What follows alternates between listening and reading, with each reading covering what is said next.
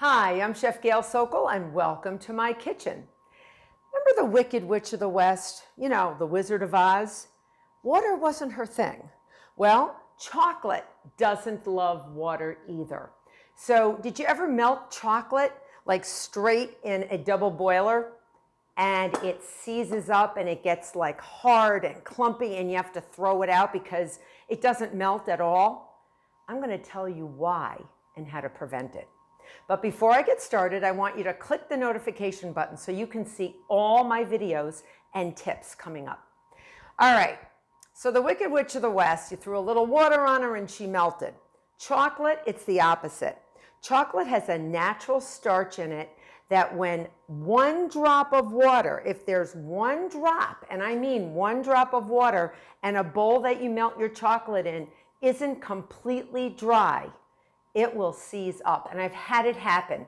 And I bet some of you have had this happen. So how do you prevent it?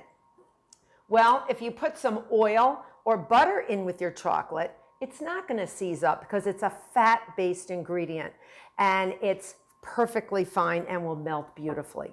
But if it's a water-based ingredient, like water or a juice or a liqueur, it will seize up. So the key to doing this, if you want to melt chocolate without anything in it, make sure that bowl, that vehicle that you're melting it in is clean and dry. That vessel of whatever it is clean and dry.